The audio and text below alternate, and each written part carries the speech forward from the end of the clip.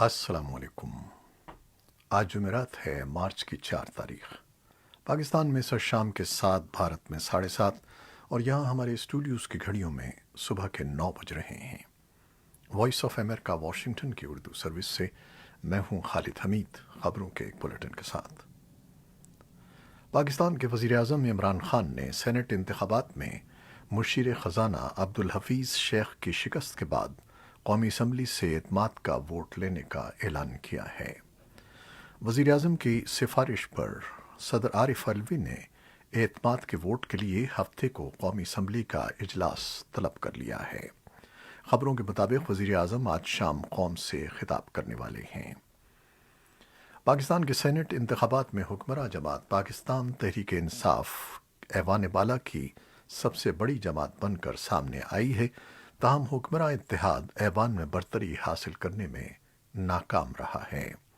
100 اراکین پر مشتمل ایوان بالا میں حزب اختلاف اتحاد کو حکومتی اتحاد پر 6 اراکین کی برتری حاصل ہو گئی ہے۔ پاکستان کے سینٹ انتخابات میں حکمراں اتحاد کو متوقع کامیابی حاصل نہ ہونے کے بعد سیاسی جماعتوں کی نظریں اب چیئرمین سینٹ کے انتخاب پر جمی ہوئی ہیں۔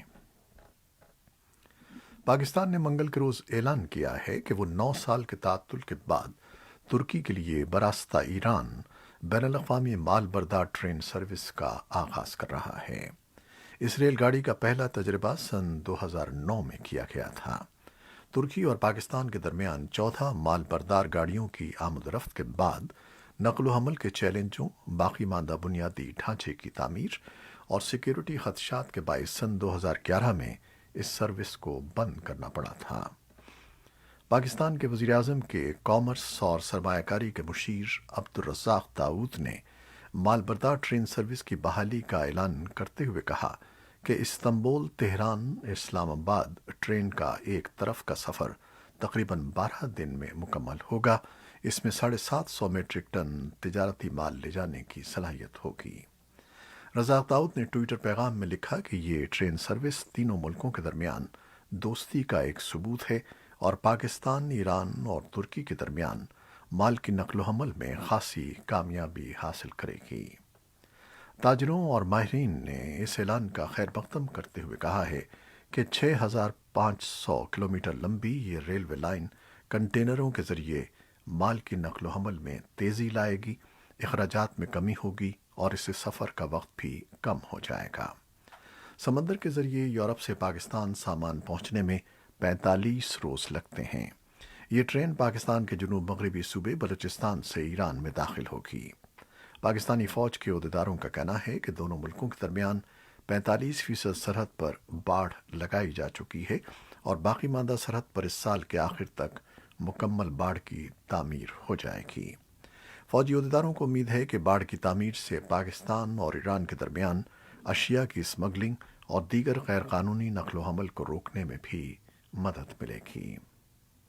بلوچستان میں چین کے فنڈ سے تعمیر ہونے والے بنیادی ڈھانچے کی تعمیر کے مرکزی منصوبے بھی زیر تعمیر ہیں، جو چین پاکستان اکنامک کوریڈور یعنی سی پیک کا حصہ ہیں۔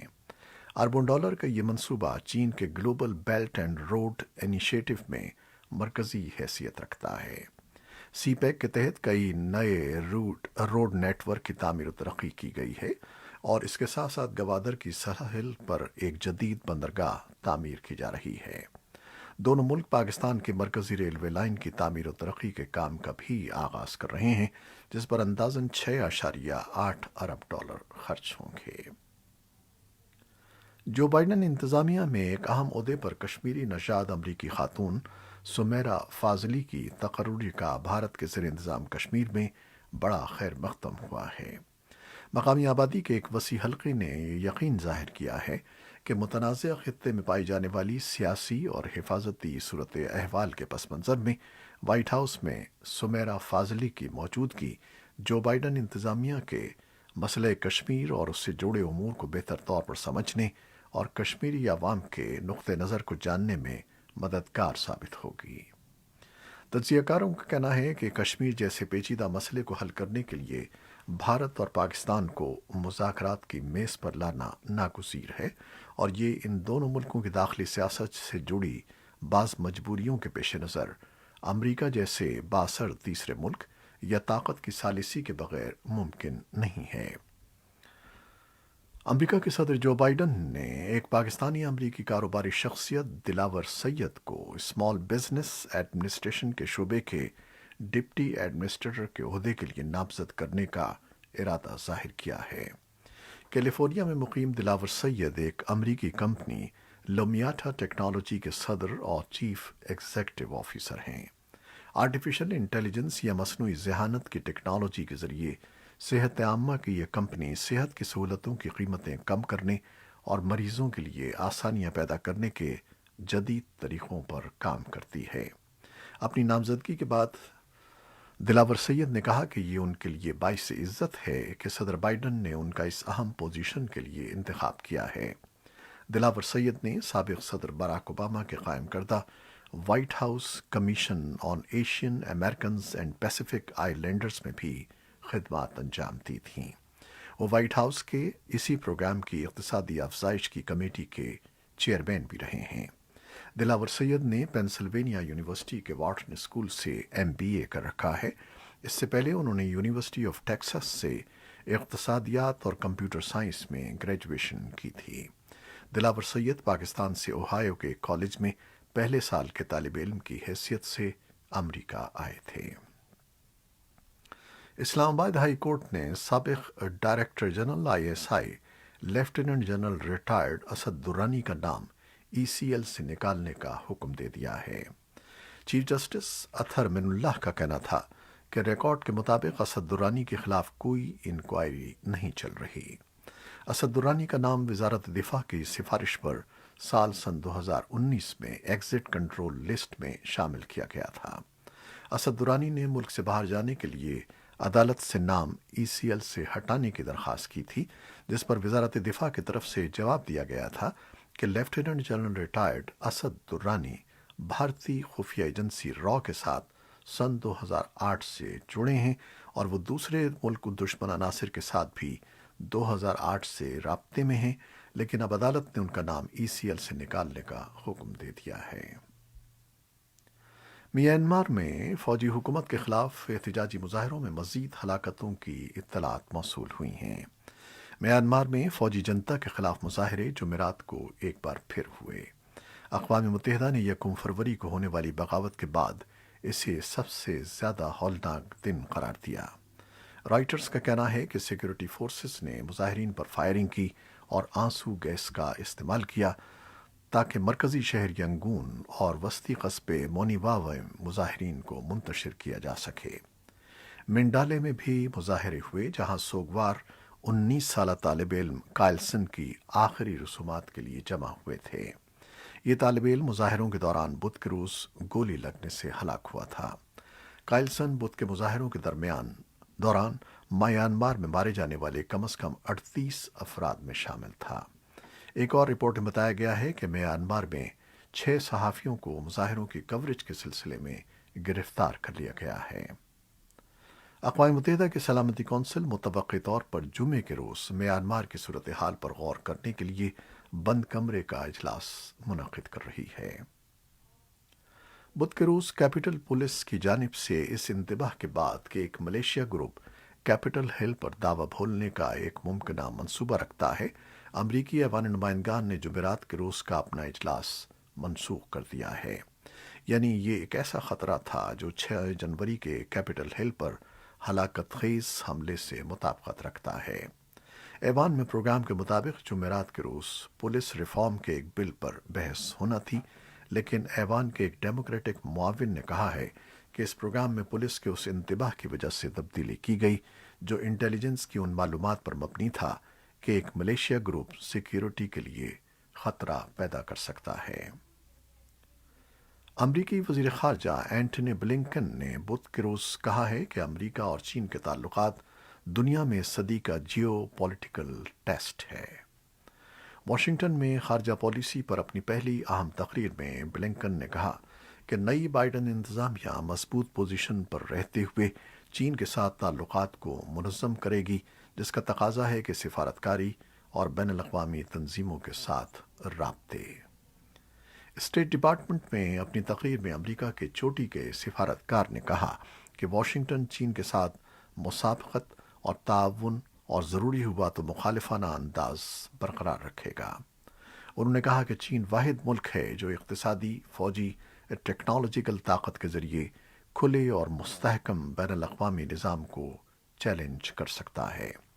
بلنکن کی تقریر میں صدر جو بائیڈن کی اس حکمت عملی کا خاکہ بیان کیا گیا جو دنیا کے اسٹیج پر سفارتکاری کے ساتھ قیادت کے ذریعے امریکی طاقت کے احیا سے متعلق ہے۔ امریکی عہدیداروں نے عراق میں امریکی اور اتحادی عملے پر راکٹوں کے تازہ ترین حملے پر اپنے رد عمل میں کہا ہے کہ امریکہ اس حملے کا جواب دینے میں تعامل نہیں کرے گا اور ضروری ہوا تو فوجی طاقت استعمال کرے گا۔